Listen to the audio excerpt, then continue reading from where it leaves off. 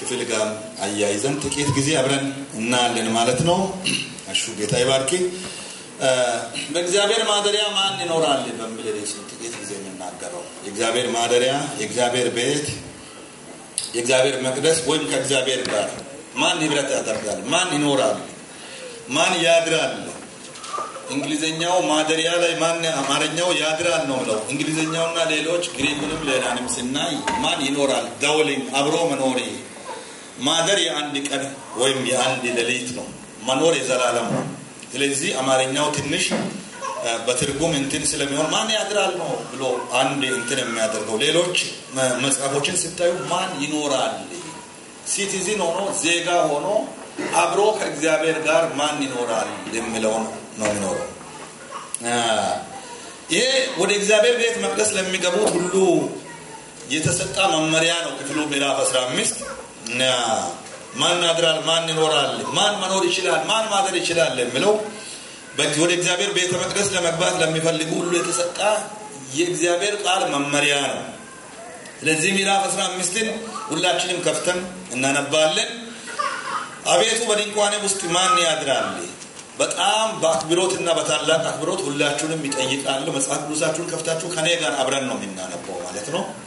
ስልክ ላይ ያዛችሁ፣ ሌላም እንትን ያዛችሁ፣ መጽሐፍ ቅዱስ ያዛችሁ፣ ሁሉም ሰው ነው የሚያነባው እና ሁሉም ሰው ማንበብ እንደምንችል ያው እናውቃለንና ለማንበብ 1-3 ከኔ ጋር አቤቱ በድንኳኔ ማን ያድራል? በተቀደሰው ተራራ ማን ይኖራል? በቅንነት የሚሄድ ጽድቅን የሚያደርግ በልቡም እውነትን የሚናገር በአንደበቱ የማይሸነግል በባልንጀራው ላይ ክፋትን የማያደርግ ዘመዶቹን የማይሰድብ ኃጢአተኛ በፊቱ የተናቀ እግዚአብሔርንም የሚፈሩትን የሚያከብር ለባልንጀራው የሚምል የማይከዳ ገንዘብን በአራጣ የማያበድር በንጹህ ላይ መማለጃን የማይቀበል እንዲህ የሚያደርግ ለዘላለም አይታወክም። አሜን አሜን። መደምደሚያው ቁጥር በጣም ደስ የሚል ነው። እንዲህ የሚያደርግ ለዘላለም ምን አይሆንም? አይታወክም። ከላይ ያላችሁ ሐሳብ በጣም የሚገርም ነው። ድንኳን የሚለው በጣም የሚገርም ነው። ዳዊት አስዩናው እንደሚታወቁት ንጉስ ነው። ከንግስና በፊትም ዘምሯል። በርግጥ ንጉስ ከሆነም በኋላ ዘምሯልና እስከ ምዕራፍ የተወሰኑ ምዕራፎችን ከንግስና በፊት እንደዘመራ መጽሐፍ ቅዱስ ተማሪዎች ታውቃላችሁ። ከንግስናም በኋላ ዘምሯል። ለዚህ ነው በሜልኮል ፊት ራቁቱን የሚለው ራቁቱን ዝም ብሎ ልብስ አይደለም። መጽሐፍ ቅዱስ የሚለው ራቁቱን የሚለው የንግስናውን እንትን ክብሩን የንግስና ልብስ በእስራኤል ታሪክ ወይም በአይሁድ ባህል ንጉስ የሆነ ሰው የተለየ ልብስ ነው የሚለብሰው። በእኛም ተያይዞ ድሮ የሚታወቁት ነገስታትን ታውቃላችሁ። አለባበሳቸው የሚለይ ነው ከኖርማል ሰው።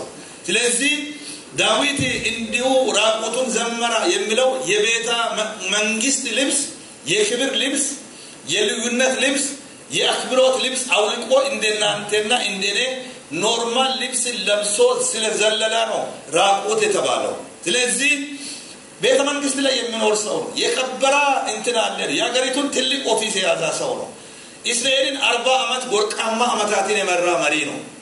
ንጉስ ነው። አሁን እዚህ ማዕከል ላይ ረማፖሳ እንደመቀመጥ እና የሀገራችን ጠቅላይ ሚኒስትር ዶክተር አብይ እንደመቀመጥ እንደነሱ ያለ ትልቅ ኦፊስ የያዘ ሰው ነው። ትልቅ ሰው ነው። ሁሉ ጊዜ ግን ምኞቱና እንትኑ ሌሎች ክፍሎችን አይቻለሁ። በጣም የሚገርም ሰው ነው።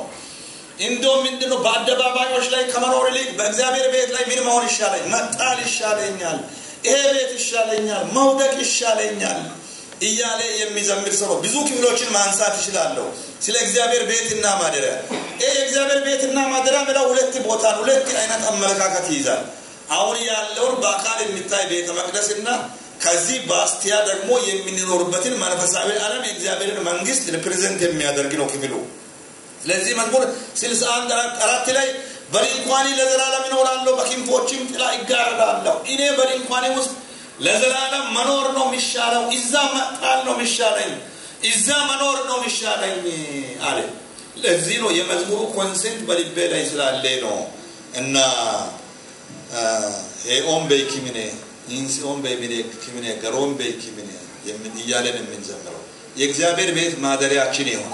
አሜን መኖሪያችን ይሁን አሜን በሉ እስኪ ሞታችንም እዚህ ይሁን አሜን በዓለም ላይ ዘልዛላ ሆነን የዓለምን እንትን ብልጭልጩን እያየን ተቆጥሮ የማያልቅ የማይደረስ መጨረሻ እና የሀብት አሁን ሁላችንም ለሀብት እንጨነቃለን አይናው በዚህ እድሜ ላይ በተለይም ሰዎች እድሜ ሳይንሱ ዓለም ለሶስት ይከፍላል ሳይንሱ ዓለም ከአንድ እስከ 30 ከአንድ እስከ 18 ከ18 እስከ 30 ከ30 እስከ 50 ከ50 በኋላ እያለ በተለይም ከ30 እስከ 50 ሰው ገንዘብ ሌላው እንኳን ባልነግርም ገንዘብ ነው በቃ ምንም አድርጎ ገንዘብ ማያሰው የሚሮጥበት አመት ነው ከ30 50 እስከ 50 ማኒ ኦሪየንትድ ይሆናል ሰው ሁሉ ከ50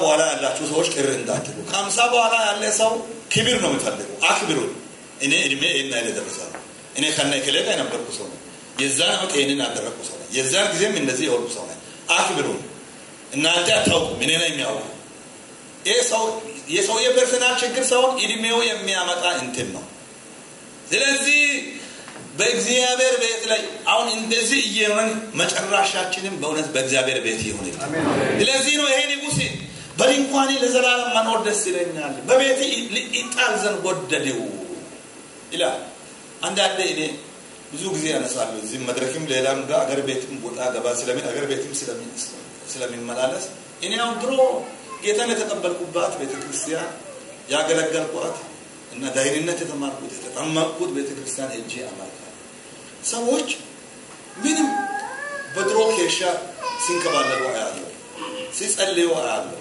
አቧራን አይመርጡ እንትንን አይመርጡ ኪቦርድ አይመርጡ ስፒከር አይመርጡ ሰው አጨብጭብ እስኪባል አይጠብቅም እልል በል እስኪባል አይጠብቅም ሰውዬ አውቆ ገብቶለት እልል ይላል ጧት ፕሮግራም የመረን ወንድማችን ጌታ ይባርከው ሌሎችን እዚህ ጋር እኛን ሰዎች ሞቲቬት ሊያደርገን እዚህ ቤት ያንን አድርግ ብሎ ሰው ሊነግረን አይገባም ወደ እግዚአብሔር ቤት በመጣን ጊዜ በእውነት እነዚህ ምንጣፎች ለመንከባለል ምቹ ነው እግዚአብሔር በእውነት ይህንን ልብ ይስጠን አሜን እንደ ስፖርት ቤት ሰዎች ጎንበስ ሲበሉ ቀና በሉ አጨብጭቡ አሁን መዛምራንም ተቸግረዋል ወይር ተቸግረዋል መዛምራን ሰው የሰው ልብ ደንደን ስላለ መዝሙሮችም እየተቀየረ ነው ሰው እየተቸገረ ነው ኪድሚኬ ኤደም ዞርለ ገዳም ማንጫጲስ ካቦቼ ሰው ይቸገራል የሰው ልብ ደንድ ነው እኮ ያው እኮ ሰው ሊነግር የማይገባ ነው እዚህ ቤት ከመጣ የሰው ልብ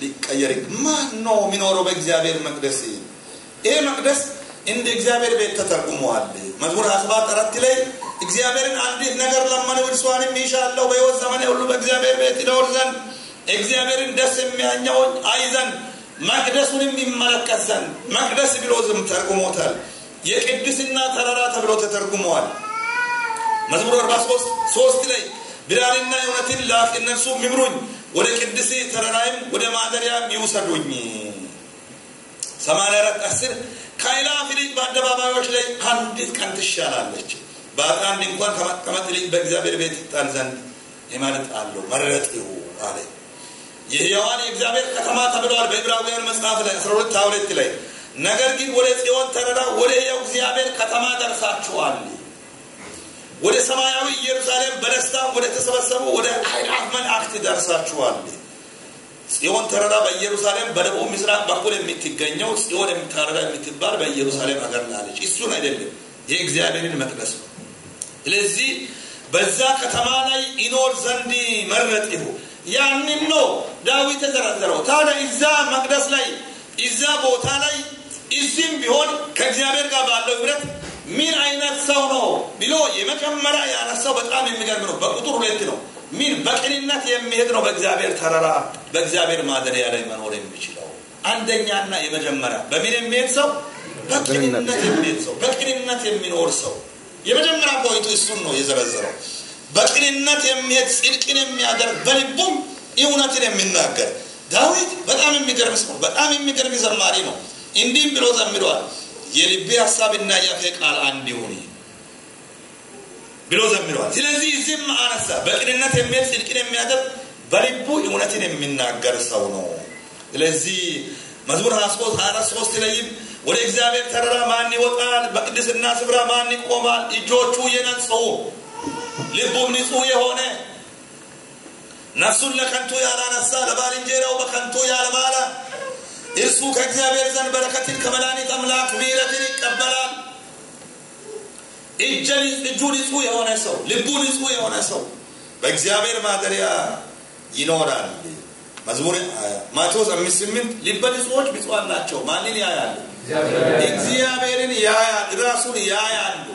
እግዚአብሔር በምድር ላይ ለሰው ልጅ ራሱን ፊት ለፊት የገለጠው ለሙሴ ነው። እንደውም አንድ ጊዜ ትዝላችኋል፣ ማርያምና አሮን ባስቆጡ ጊዜ ሙሴ እግዚአብሔርን ተቆጣው። እግዚአብሔር ባንተ ብቻ ሊናገር ነው ወይ? ማን አንተ? እግዚአብሔርን ካነጋገረ በኋላ እነሱ ተቆጡ። እግዚአብሔር መጣና ተቆጣቸው። ለምን ሙሴን ነካችሁ? እኔ ሌሎች ነቢያት ቢሆኑ በሕልምና በራእይ ይገናኛሉ፣ ሙሴን ግን ፊት ለፊት አየዋለሁ። ሙሴን ፊት ለፊት ነው የሚያናግረው። በምድር ላይ እግዚአብሔርን ክብር ሙሉ ባይሆንም እግዚአብሔርን ፊት ለፊት ያየ ሰው ባይኖርም የእግዚአብሔርን ክብር ያየ ሰው ሙሴ ነው። ቀጥሎ ደግሞ ልጁ ክርስቶስ ነው የገለጠው እግዚአብሔር። የእግዚአብሔር ስም የተባረከ ይሁን። ስለዚህ ልበ ንጹሖች ምኖች ናቸው? ብፁዓን ናቸው። እግዚአብሔርን ምን ያደርጋሉ? ያያሉ። they will meet እግዚአብሔርን ይገናኛሉ፣ ያያሉ። በጸሎታቸው እግዚአብሔርን ያያሉ፣ በራእያቸው እግዚአብሔርን ያያሉ። እግዚአብሔርን ያያሉ ማለት ፊዚካሊ እግዚአብሔርን ማለት የጸሎታቸው መልስ ሲመልስ እግዚአብሔርን ያያሉ። በትዳራቸው እግዚአብሔር፣ በቢዝነሳቸው፣ በልጆቻቸው እግዚአብሔርን ምን ያደርጋሉ? አጠገባቸው ያለውን ሰው ባርኩት። እግዚአብሔርን የሚታይ እድል እግዚአብሔር ይስጥ ይበል። ይህ ከበረከት ሁሉ የሚበልጥ ምንድን ነው? በረከት፣ እግዚአብሔርን ማየት። ስለዚህ ልበ ንጹሖች ብፁዓን ናቸው። ስለዚህ ነው ቅንነት አለ። ቅንነት ደግሞ ልብ ነው፣ ልበ ንጽሕና ነው። ልብ ማለት አይምሮንና ፈቃድን የሚያካትት የሰውነት ማዕከል ነው። ልብ የሰው ፈቃድ፣ የሰው አይምሮ፣ የሰው ስሜት ሁሉ ነገር ከልብ ነው እንትን የሚለው። ስለዚህ ቅድስናን በሚመለከት የእግዚአብሔር ቃል በአካል ብልቶች ነው እንትን የሚለው። ምሳሌ 6:16 ቢትከፍቱና ቢታዩ እግዚአብሔር የሚጠራቸው 6 ነገሮች አሉ ናቸው። ሰባተኛው ነፍሱ አጥብቃ ትጸየፋለች። አንደኛ ትዕቢተኛ አይን፣ ሐሰተኛ ምላስ፣ ንጹሕ ደም የምታፈስ እጅ፣ ክፉ ሐሳብን የሚያፈልቅ ልብ፣ ወደ ክፉ የምትሮጥ እግር፣ በሐሰት የሚናገር ሐሰተኛ ምስክር፣ በወንድማማች መካከል ጠብን የሚዘራ ትዕቢተኛ አይን፣ ኩራት ያለበትን ልብ እግዚአብሔር ይጠራል። ሶስተኛ እግዚአብሔር ማደሪያ ከእግዚአብሔር ጋር አብሮ የሚኖረው ሐሰተኛ ማላን የማይምል ሰው ነው። የሐሰት ማላ የማይምል የኛን ዘመን ይመስላል። ትንሽ አብራራለሁ። ይህን ዘካርያስ መጽሐፍ ላይ ነብዩ ምዕራፍ 5 ላይ ያየውን ራእይ እንዲህ ብሎ አየ። ተመልሾም አይኖቼን አነሳው፣ እኔም አንድ በራሪ መጽሐፍ ጥቅልል አየው። የመጽሐፍ ጥቅልል ነው አየው። በሁለት በኩል የተጻፈ የመጽሐፍ ጥቅልል አየሁት። በሁለቱም መጽሐፍ ላይ የተጻፈው ጥቅልል እንዲህ ይነበባል አለ። ትንቢተ ዘካርያስ 5:1 ላይ ያለው እስከ 3 ቢታዩ እርሱም የሚታየው ምንድን ነው አለኝ እግዚአብሔር። እኔም በራሪ የመጽሐፍ ጥቅልል አያለሁ አልኩኝ። እርዝመቱ 20 ክንድ ወርዱ 10 ክንድ ነው ብሎ መለሰ ለእግዚአብሔር። እንዲህም አለኝ ይህ በምድር ፊት ሁሉ የሚወጣው እርግማን ነው፣ ወደ ምድር ፊት ከእግዚአብሔር ዘንድ የሚወጣ እርግማን ነው አለኝ። ይህ እርግማን ምንድን ነው? በእርሱ ላይ በዚህ በኩል እንደተጻፈ ሁሉ ይጠፋል። በሐሰት የሚምል ሁሉ በዚህ በኩል ለእናንተ በጥቂቱ ላብራራ። በዚህ በተጻፈው መጽሐፍ ጥቅልል፣ እንዲህ በተዘረጋው መጽሐፍ ጥቅልል ይህንን ማየት ትችላላችሁ። እንዲህ አይነት ጥቅልል ላይ ተጽፎአል። በአንድ በኩል ተጽፎ አየሁት፣ ባስ የሚሰርቅ እንዲሁ ይጠፋል ብለህ ጻፍ አለኝ።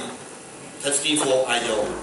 ሁለተኛው ደግሞ በዚህኛው በኩል አሁን ለእናንተ አያይም እንጂ በዚህኛው በኩል ደግሞ በሐሰት የሚምል እንዲሁ ይጠፋል ብለህ ጻፍልኝ ብሎ ራእይ ያሳየኝ። በራሪ የሚለው ሁሉም ሰው እንዲያነብ የተጻፈ መጽሐፍ፣ የተጠቀለለ መጽሐፍ ሲሆን እንደ ሰንደቅ ዓላማ የሚያውለበልብ ነው ብሎ ነው በራእይ ያየው። ሐሰት ማላ የማይምል ሰው ነው፣ በሐሰት የማይምል ሰው ነው በእግዚአብሔር ድንኳንና ማደሪያ የሚኖረው። ያዕቆብ 5:12 ላይ ከሁሉ በፊት ወንድሞች ሆይ በሰማይ ቢሆን በምድርም በሌላ ማንም ቢሆን አትማሉ ነገር ግን ከፍርድ በታች እንዳትወድቁ ነገራችሁ አሁን ቢሆን አሁን አይደለም ከሆነ ደግሞ አይደለም በሉ በሐሰት አትማሉ ዛሬ ያሰት ማላሙ እዚህ መድረክ እንኳን ጌታ ምስክሬ ነው ትሻገራላችሁ እግዚአብሔር ተናግሮ ከሆነ ሰውዬ ትሻገራላችሁ ይበል ጌታ ምስክሬ ነው ማለት ማላ ያስፈልጋል ማላ የነገሩን ተጨባጭነት ለማስረዳት ስንል የሚነድባቸው መንገዶች እግዚአብሔርን የሚያሳዩ እኔ የዘመናችን አገልጋዮች አንዱ የሚያስጠይቀን ይሄ ማላ ይመስለኛል ጌታ ምስክሬ ነው የኢየሱስ ደም ምስክር ነው እዚህ ከተማ ላይ በረከት ያ ማላ ያስፈልግም እዚህ ከተማ በረከት ይመጣል እግዚአብሔር ተናግሮኛል ይበቃ ያው እናንተም ጠንከር ካላለ ስለማትቀበሉ መሰለኝ እኛም የመቀበሉ ችግር አለን ይመስላልና ያው ሞቲቬት ለማድረግም ለሞቲቬሽን ብዙ ነገር ይደረጋል እንግዲህ ስምም ይጠራል እና የመጠሪበት ባክግራውንድ ይነገራል እንዲህ አይነት ነገር ይነገራል እንዲህ አይነት ሰው ነበር ይነገራል የኢትዮጵያውያን ትንቢቱም አቀባበሉም ትንሽ መጽሐፍ ቅዱሳዊ አካሄድ ለማሳዝ እንደ መጽሐፍ ቅዱስ ሲናይ እንግዲህ የሁላችንንም አሁን ከበቀይ ቤንጀምር በቃ እንዴ ከባክግራውንድ በልጅነት ተቸግረ ተገፍተ ማንንም የሚረዳ ሰው ታቶ ምናምን ሲባል ማለቀስ ይጀምራል ያን ተቸገረ ሰው ሳይቸገር አደጋለ እዚህ ወይ ማከል ዋሽቶ ካልሆነ የለም ሁላችን ተቸግረን ነው ያደግነውና የሆነ የሚቆራቁር የትላንት ችግርና ደግሞ ጠላቶች በቀልጥ ይሉ እንትን አንዳንድ ሰው በኢየሱስም ሲባል ራሱ አንዳንድ ሰው አጠገብ ላይ ያለው ሰው የሚገስጽ ይመስለኛል እኔ ተናዶ ተበሳጭቶ ነው የሚገስጽ እና ያሰት እኛም ትንሽ ልባችን ጠንከር ስላለ አሁን ደግሞ ጥሩ እግዚአብሔር ተናግሮ ከሆነ ያንንም ይሄንን ማድረግ እኔ አልቀበልም ይናገራለሁ ይቀበላሉ ባያት ይጀምራል ማን ነው በኢየሱስ አያቴ ነው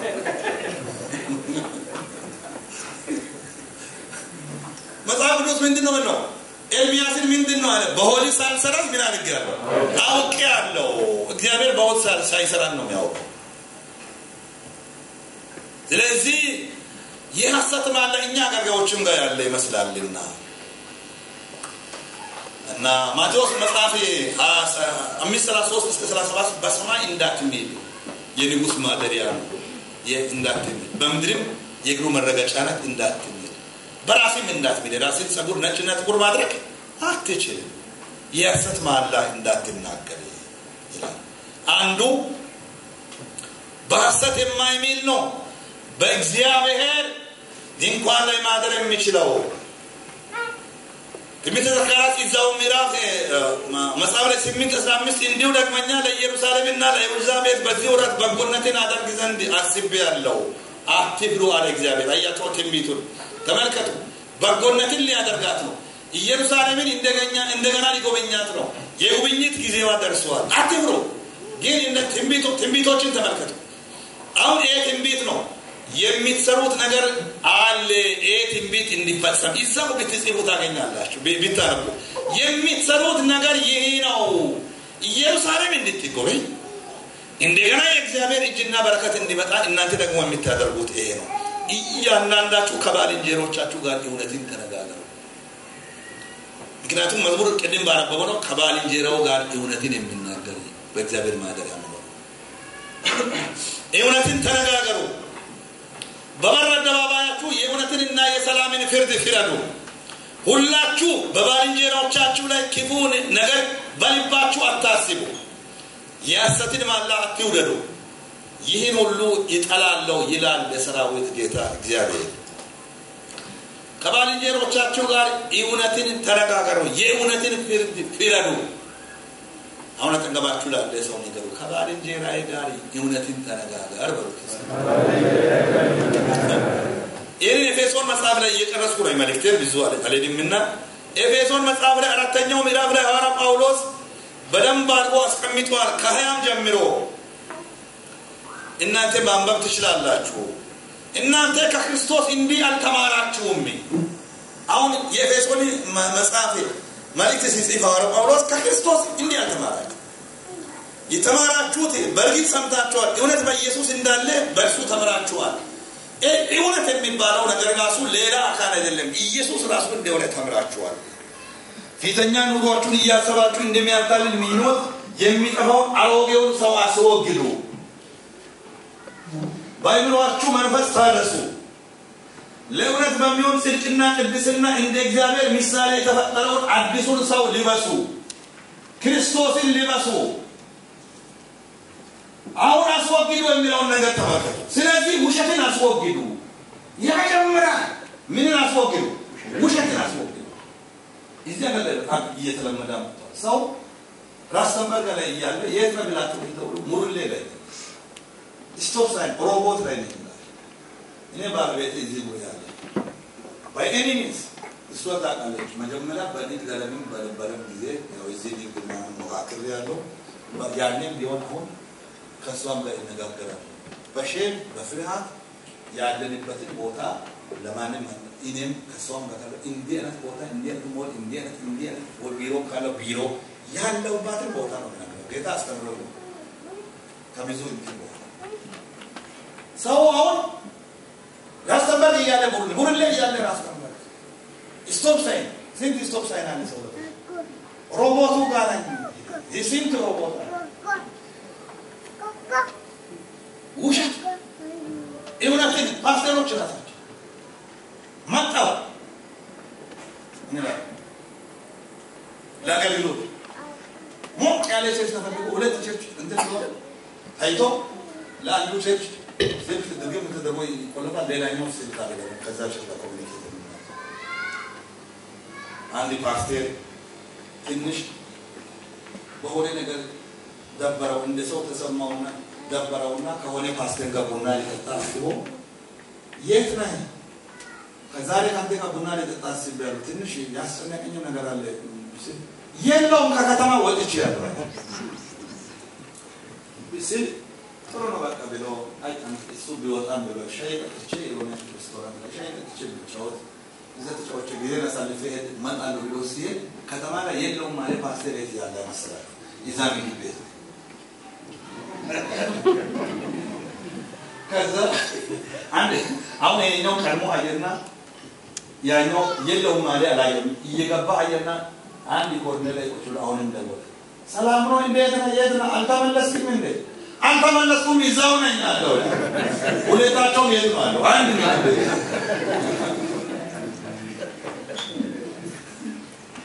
ውሸትን ምን አድርጉ አስወግዱ ለምሳሌ ሚስታላችሁ ባሮች ለሚስቶቻችሁ እውነትን ሚስቶች ለባሮቻችሁ እውነትን የጠፋውን ነገር ጠፍቷል የተበላሸውን አበላሽቷል ያለውበት ቦታ እንዴ ነው ያው የጋብቻ ትምህርት እንኳን ባይሆን እህቶቻችን ቀድሞ ሲደውሉ ያው ስልክ ይነሳል ያገባ ሰው ያውቃል የመጀመሪያ በከባተኛ ባሪኛ በሌላም ቋንቋ እህቶች በሙሉ የሚሏት ቃል አለ እንዴት አወቂ ስትሉ ከባለቤቴ አወቋት ዘመኗን በሙሉ ምትለው እሱ ሃሎኔቴ ነው ምትለው የመጀመሪያ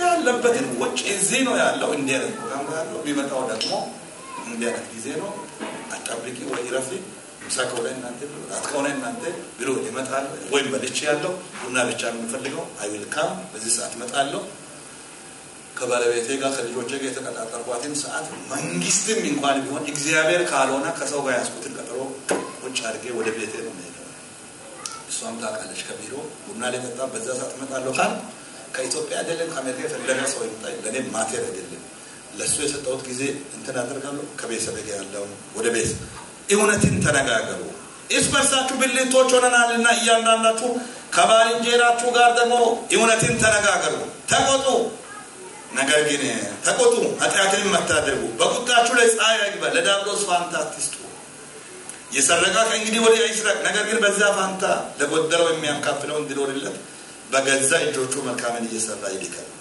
ለሚሰማው ጸጋን ይሰጠን የሚያስፈልገው ለማነጽ የሚጠቅማናቸው በጎ ቃል እንጂ ክፉ ቃል ካፋችሁ ከቶ አይውጣ ለቤዛም ቀን የታተማችሁትን ቅዱስ እግዚአብሔርን መንፈስ አታሳዝኑ ክፉ ቃል የሆነ ቃል አለ እዚህ አገር ላይ ኖርማል የሆነ ቃል በሆነ ፊደል የሚጀምር አለ ማይኬጄ በዚህ መድረክ ልናገር አገልጋዮች እንኳን ፓስተሮች እንኳን ሚመና ክርስቲያኖች እንኳን የምንናገር ሳናውቅ አንድ ቀን አደባባይ ላይ ይወጣል ብቻችንን ተነጋግረን እዚህ አንናገርም ብንልም ይሄንን ማይክ ይዘን ማን ቀን ልንናገር እንችላለን የሆነ ቃል አለ በኤፍኤም የሚጠራ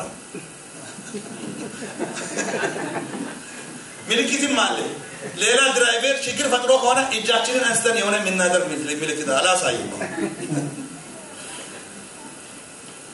ስለዚህ ማናችሁም በጎ ቃል እንጂ ክፉ ቃል ካፋችሁ ምን አይሆን ልምድ አይሆንባችሁ መራከብ በእኛ ወደበደ ይወስባል ምናምን ሄዲያ አንዱ ሙጭ እንዴ የሚባለው ቃል አለ ክፉ ቃል ምንም ለሰው የሚገባው የሚያስፈልገው ማድረግ እንጂ ሌላ ክፉ ቃል ካፋችሁ አይወጣም ለቤዛ ቀን የምታተማችሁ ቅዱሱን እግዚአብሔርን መንፈስ አታሳዝኑ መራርነትና ንዴት ቁጣም ጨዋታም ስድብም ከክፋት ሁሉ ጋር ከናንተ ዘንድ ይወገድ የሚለውን ተመልከቱ በጣም የሚገርም ነው መራርነት ንዴት ቁጣ እስከ ተገባችሁ አለው ሰው ይቆጣል ወይ የተረጋጋይ ሰው ነኝ ብላችሁ ሰው ይታዘባል ወጥ ተገባችሁ ጋርም ሚስትም ይታዘባሉ እና አይ እንደው ጠይቃችሁ እንዴት ይመለሱ እንዴት ነው ተቆጪና ቁጣኛ ነው ወይ የተረጋጋይ ሰው ነኝ ብላችሁ ጠይቁ እስኪ ቁጣኛ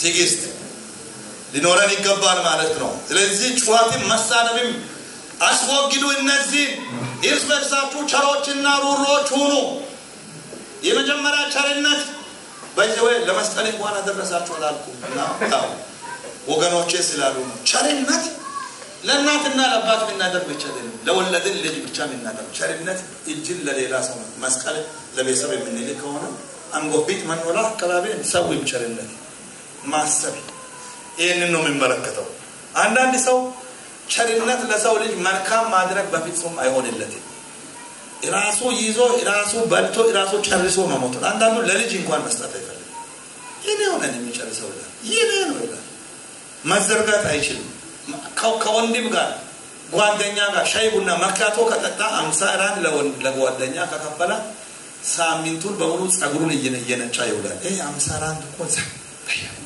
የኔ ሞኝነት እኮ ይሄ መስጣት የማይሆን ከሰውም ጋር አብሮ እየበላ ከሆነ የሆነ ሬስቶራንት ገና እየበላ ካልኩሌት አደርጋል ይሳቡ አሁን የሴንት ነው የሚወጣው ማን ነው የሚከፍለው ወይ ዋናው ነገር እየበላ ነው መብላቱ ግን ማን ነው የሚከፍለው who is going to pay አንዳንድ ሰው ደግሞ በዛ ላይ ሼፍ ስላል በኢየሱስ ስም ሰው የኪም ሼፍ ሲብሎ ደግሞ ጨመረው ቢዳታ ምን አለ ማክያቶ ይላል በኢየሱስ ስም የተረከማ ነው ይሄ ሰው ምን አይነት ክፉ ሰው ገጠመኝ ማን ነው የሚከፍለው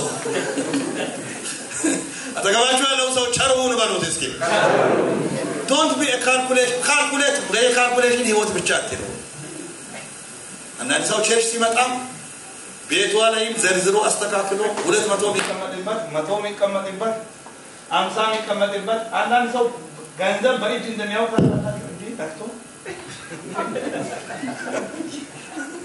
በደሰሳም ያም ሰው ያን ገንዘብ አይች this 200 ነው ኦኬ በላ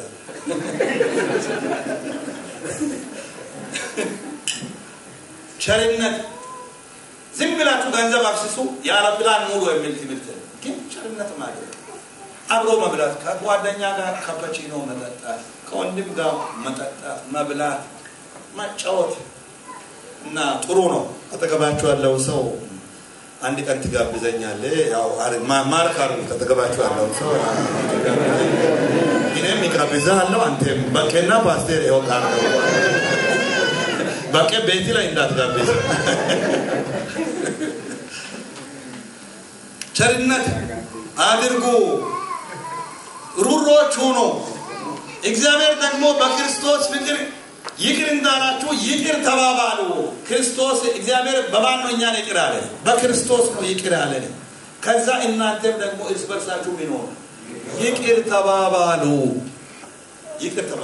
ይሄ ዋናው ፖይንት ይቅርታ ምህረት የክርስቲያኖች ከክርስቶስ የተቀበልነው የክርስቶስ ሕይወት በመስቀል ላይ የተካፈልነው ሕይወት ምህረት ይቅርታ ነው ያንዴ እኮ እኛ አልነበርንም የዛሬ 2000 ዓመት ስንት አያቶቻችን አልነበሩ አንተ እኮ ዛሬ ያገኘው ይቅርታ ያኔ ክርስቶስ አንተን ፓስተርን አይቶ እኔን አይቶ ተካልኝን አይቶ እዚህ ያለ እኛን እኮ በመስቀል ላይ አይቶ እኮ የሚያደርጉትን አያውቁምና